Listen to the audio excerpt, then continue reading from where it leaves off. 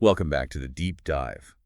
Usually when we begin these sessions, we try to create a mental theater for you. We paint a picture with data, or we set the scene with a historical anecdote to sort of transport you somewhere else. Right. But today the scene is setting itself, and it is doing so incredibly aggressively. Yeah, that's an understatement. We are transporting you anywhere. Mm-hmm. We are stuck very, very firmly in a physical reality right now that I can really only describe as intense. Intense is a very diplomatic word for what is actually happening in this room. Yeah, Mm-hmm. because right now inside our recording booth, the air quality index has shifted from safe to something approaching a biological hazard. Seriously. We are currently sitting inside what I can really only call an olfactory containment zone. It's heavy. It is not just a smell. It actually feels like it has physical weight. Yeah, It's the kind of air that you don't just breathe. You have to actively negotiate with it just to get oxygen into your lungs. and we have to address the source immediately. We aren't dealing with a sewage leak or, a ventilation failure. We are dealing with three completely unassuming items sitting on the desk between us. Right. 3 items that under normal circumstances would be considered a snack Yeah. or perhaps a garnish. But today they feel much more like a threat assessment. Which brings us to the very unique nature of today's deep dive. We received an inter-office memorandum this morning from Stan Underwood, the CEO of Deep Dive LLC. And for the record, when Stan sends a physical letter with a wax seal, you pay attention. You absolutely do. I want to read the preamble of this memo because it really sets the stakes, and I want you to hear the exact tone here. Go for it. So Stan writes, "To the Deep Dive team, I understand that the olfactory profile of the enclosed package may be unconventional. However, I am writing to personally vouch for the quality, safety, and indeed the necessity of this product." Necessity. That is the word that really stuck out to me when we first opened this thing. He frames this not as a luxury, but as a strict requirement. Exactly. He goes on to say, "I am instructing you to make this selection the main topic of your current episode.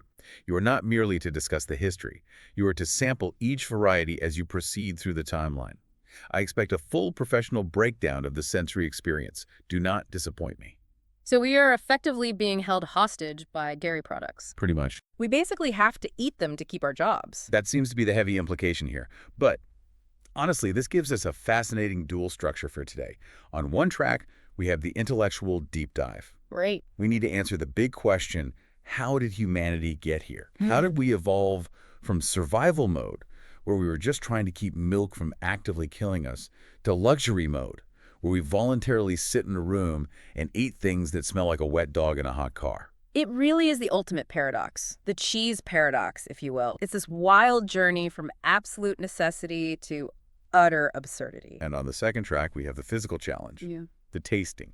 We literally have to eat these extreme cheeses provided by the legendary cheese syndicate. Which is just a fantastic name, by the way. It sounds like a front for some sort of supervillain organization. It really does. But the smell, Stan says these are sold in high-end grocery stores. He claims to eat them regularly. But looking at these rinds and smelling this air, I really have some serious questions about Stan's definition of high-end. We want to ask, why do humans do this? Why do we take perfectly good food, let it rot in a damp cave, and then look at it and call it a delicacy? So, before we risk our taste buds and our dignity, let's ground this in history. Wow. Because cheese wasn't always a fancy hors d'oeuvre served at wine tastings with those little artisanal crackers. No, not at all. And this is where the story actually gets really interesting. If we look at the historical foundation, we have to rewind the clock to roughly 8,000 BCE. We are going way back to the Neolithic period. So we were talking way back pre-pottery in some cases, right? I f- Pre-writing. Exactly. And we really have to look at the lifestyle of the time. These were nomadic humans. They didn't have refrigerators. They didn't have Tupperware. Right? They had animals, sheep, goats, cattle, and they had milk. Exactly. Now, milk is essentially a miracle food.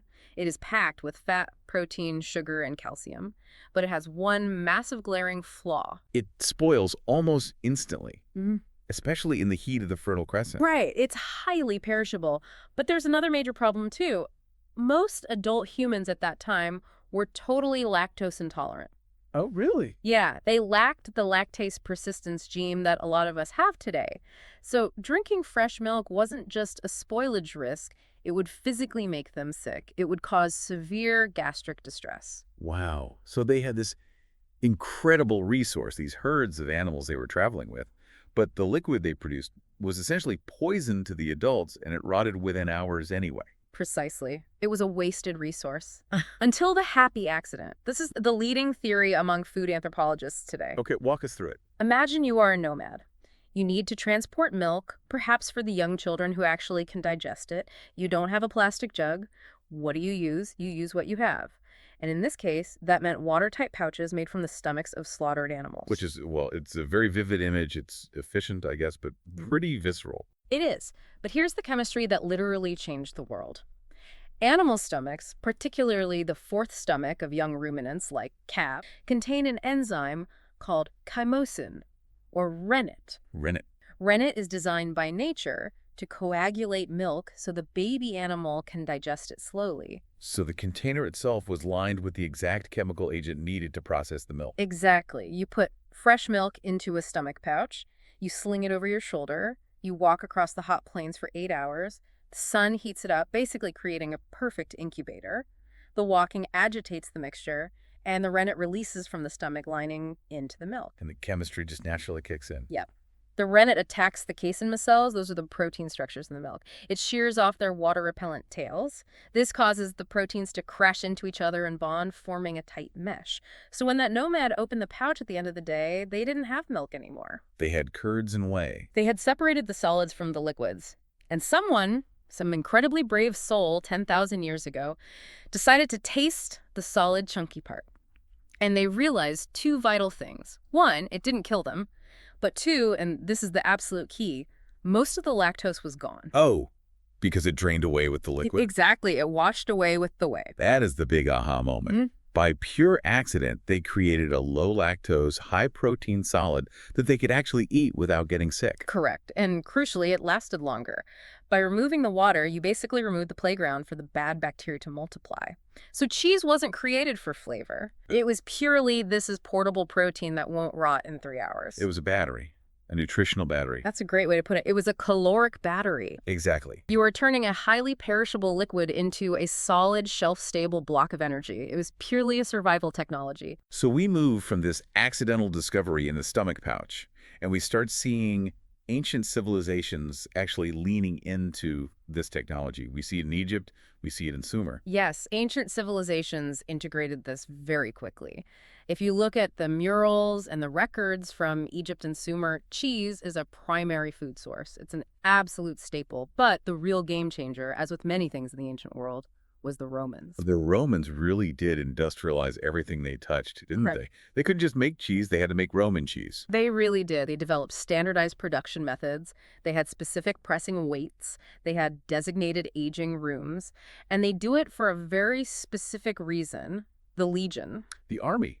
It always comes back to logistics with the Romans. Always. When you have thousands of men marching across Europe, North Africa, and the Middle East, you cannot feed them fresh milk. Yeah. You can't herd cows alongside a marching legion. They are way too slow and require too much grazing land. Right, that would be a nightmare. So you need an iron ration. That's literally what they called it. The iron ration. Yeah. That sounds like something you'd buy at a modern supplement store, like high-protein energy bar. It was the fuel of conquest. Cheese was durable, it was calorically dense, and it could travel for months without spoiling. Exactly. But then, of course, the empire falls, and we move into the Middle Ages, the infrastructure collapses, and the stewardship of cheese production shifts. It moves into the monasteries. The monastic refinement. This is where we start getting closer to what we recognize today, right? The really stinky washed rind cheeses. Yes. In the chaos of the Middle Ages, monasteries were these isolated islands of stability and knowledge. They had land, they had livestock, and they had a strict mandate to be entirely self-sufficient. So they began to refine the techniques. They weren't just making it to last anymore, they were actively tweaking the bacterial cultures. But why did they start washing the rinds? That seems like a lot of extra work for a bunch of monks. It was mostly about preservation, but it accidentally created incredible flavor. They discovered that if you wash the cheese in brine or beer or wine, it encouraged a very specific type of bacteria to grow, Brevibacterium linens. Okay. This bacteria forms a barrier that protects the cheese from bad, toxic mold, but it also creates that distinct reddish-orange rind and, well, the smell. The funk. The infamous The funk. funk, exactly. But the ultimate goal was still creating calorie-dense varieties to sustain their communities. Monks had long periods of fasting where they were strictly forbidden to eat meat. Cheese became the primary substitute. That makes sense. When you eat a piece of traditional Trappist cheese today, you are eating a recipe specifically designed to keep a monk alive through a harsh, freezing winter. And then we hit the big historical pivot, 1851. The industrial pivot. The very first cheese factory opens in the United States, founded by Jesse Williams in Rome, New York. Before this exact moment, cheese was strictly a farm product. You made it in the barn, and the taste varied wildly from wheel to wheel. It was completely inconsistent. It was inconsistent, highly unpredictable, and incredibly labor-intensive. But after 1851, it becomes a mass-produced commodity. We figured out how to pasteurize the milk, kill off all the wild bacteria, and use perfectly standardized cultures. We made it totally safe, we made it consistent, and we made it cheap. This is the birth of the processed slice. The American cheese that melts perfectly on a burger, but basically just tastes like, yellow. Essentially, yeah. Cheese became a versatile, calorie-efficient dairy product that you could just buy in a sterile plastic wrapper. We stripped away the danger of the wild bacteria, but in doing so, we kind of stripped away the character, we stripped away the survival element, and completely replaced it with convenience. Which brings us perfectly to the present moment. Because looking at what is sitting on this desk right now, these are definitely not commodity cheeses. These are not processed slices in plastic. These look like a violent rejection of the safe and the bland. No, absolutely not. We are looking at a full-blown rebellion against the commodity. We are back to the extreme. We are back to the wild bacteria. Let's talk about the source of this rebellion. The box on the desk. The legend Dairy Cheese Syndicate. We have a shipment manifest here from the CEO himself, Phlebas Jeberson. Honestly, that name alone suggests a very chaotic energy. I want to analyze the tone of this letter because it really sets the stage for what we are about to put ourselves through. He writes, "Greetings, hosts. I have been a consistent listener of your program. Your ability to dissect complex data is quite impressive, much like the process of aging a fine cheese.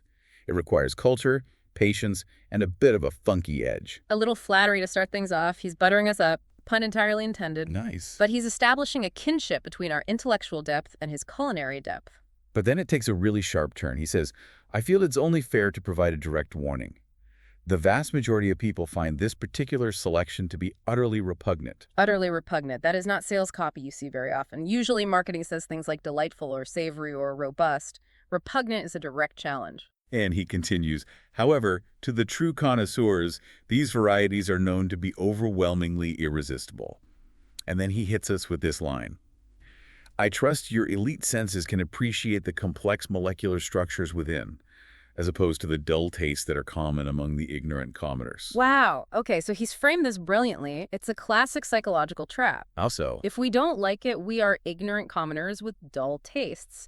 If we do like it, we have elite senses. he's preemptively shaming us if we gag. Exactly. It creates an immense psychological pressure. We want to be the elite connoisseurs. He has essentially weaponized our own vanity against us. And Stan Underwood is piling on the pressure too. He's basically saying in his memo, "I eat this, why can't you?" So we have the CEO of our own company and the CEO of the Cheese Syndicate both daring us to eat these things. Well, we certainly can't back down now. We have to look at the manifest. We have 3 cheeses. Old Port Hercine Blue, Vile Rind Gold, and Lowland Funk. Just the names alone, Vile Rind, they aren't hiding anything. Vile's right there in the title. They are heavily managing expectations, or maybe just lowering them to the absolute floor. All right, let's start with the first one. Section 3 of our outline, but stage 1 of our actual ordeal. The Old Port Hercine Blue. I'm going to reach over and just remove the glass dome covering the specimen. Okay, I'm watching you do this. The dome is lifting. Yo, okay. Oh, wow. That is instant. I travel so fast, it's not even a drift, it's a sprint right up the nostrils. The source material describes this as a rank and Hercine aroma profile.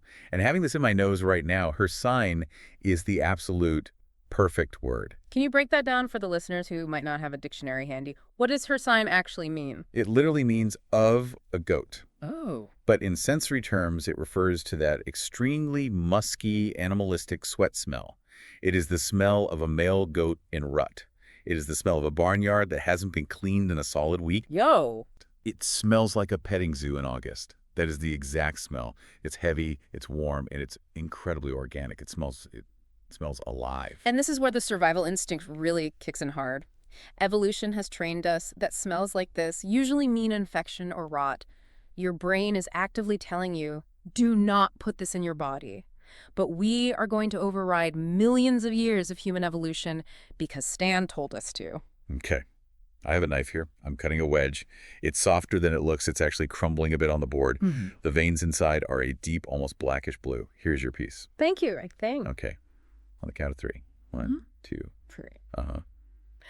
Yo. Oh, Okay. Okay, let's unpack this because my mouth is very confused right now. that is a total roller coaster. The first second, like the split second it hit my tongue, I desperately wanted to spit it out. It tasted exactly like it smelled. It was pungent. It was earthy. It was literally dirt. It had that heavy rank hit right at the front of the palate.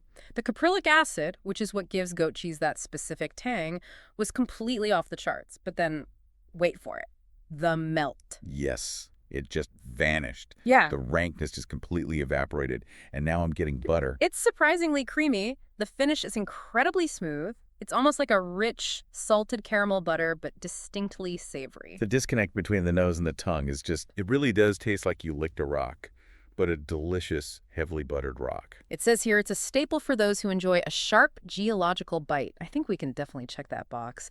It's highly sophisticated. It requires you to get past the gatekeeper, which is the smell, to get to the treasure hidden inside. It feels manageable. I survived. But looking at the next one under the glass, I'm feeling a lot less confident. The Vile Rind Gold. The name alone requires some serious courage. Vile Rind. Why would anyone name a commercial product that? It's like naming a car the highway accident. Truth in advertising, maybe? Or perhaps it's another challenge to the consumer. Are you tough enough for the Vile Rind? Let's lift the dome on number 2. Here goes. Okay, bracing myself.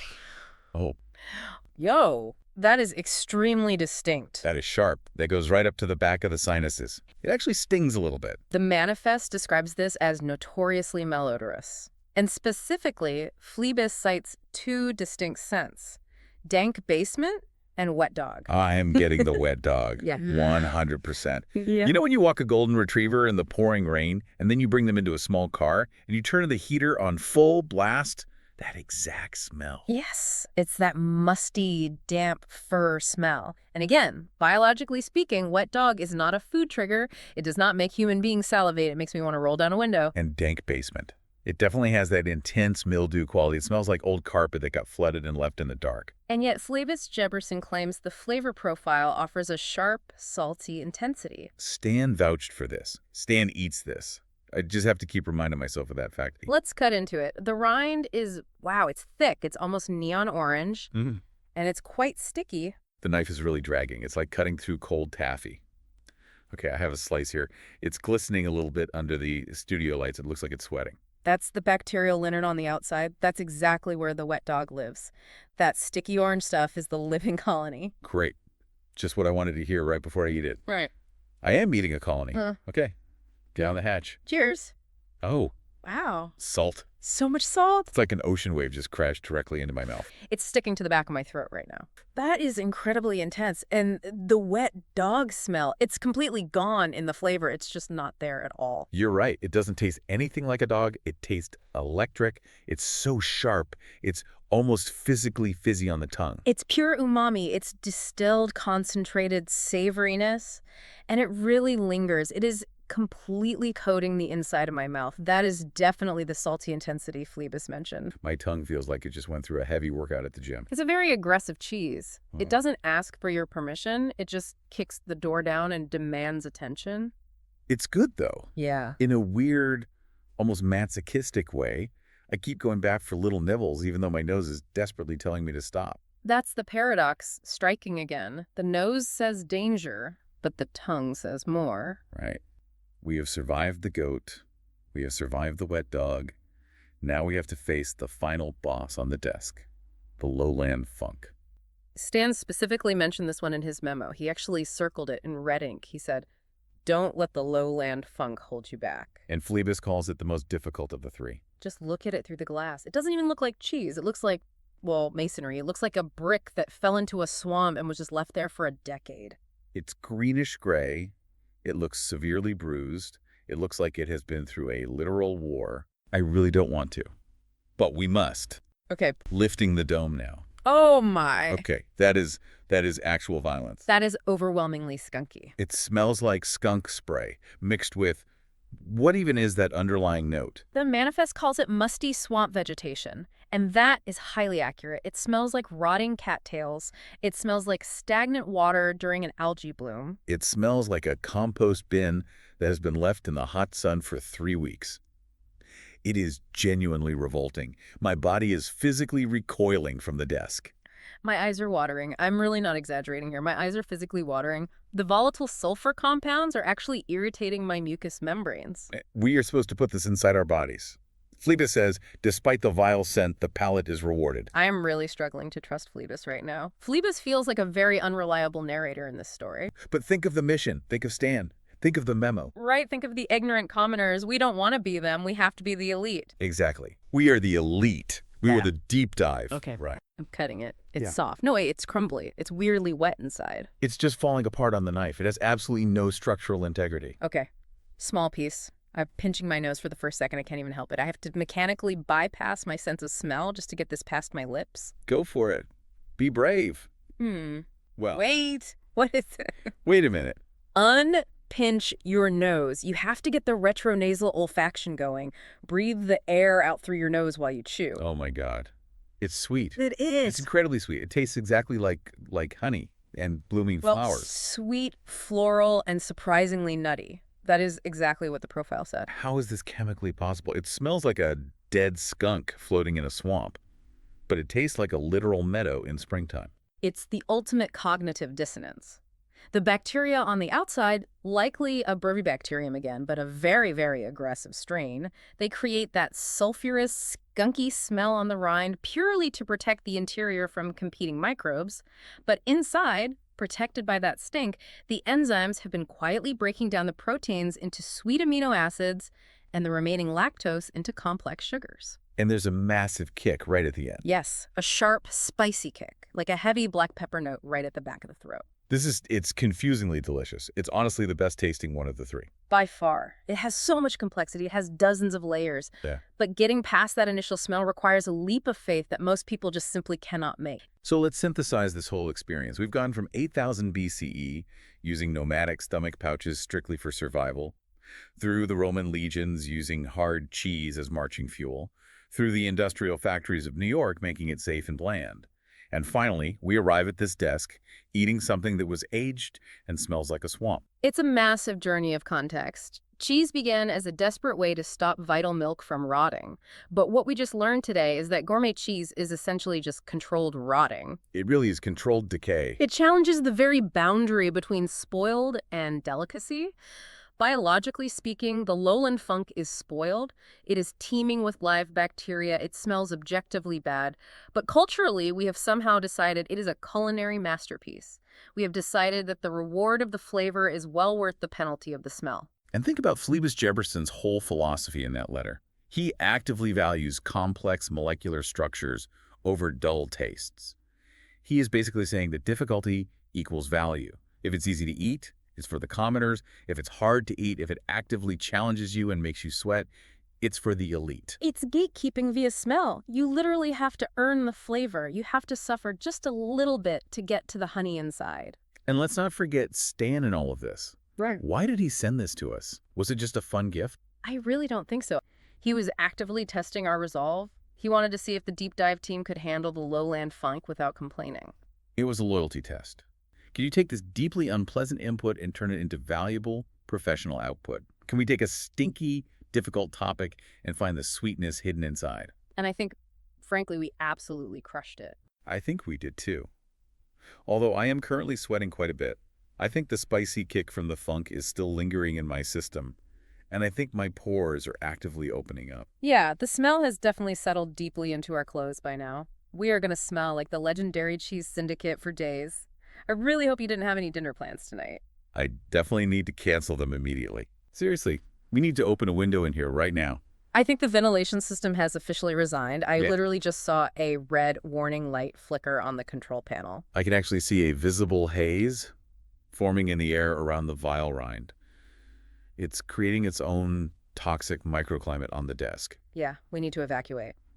immediately. Thank you so much for listening to The Deep Dive. Thank you to Stan Underwood, I guess, and to Flevis Jeberson and the entire Legend Dairy Cheese Syndicate. We are going to go try and find some fresh air. And maybe some breath mints, really strong ones, like industrial strength. See you next time.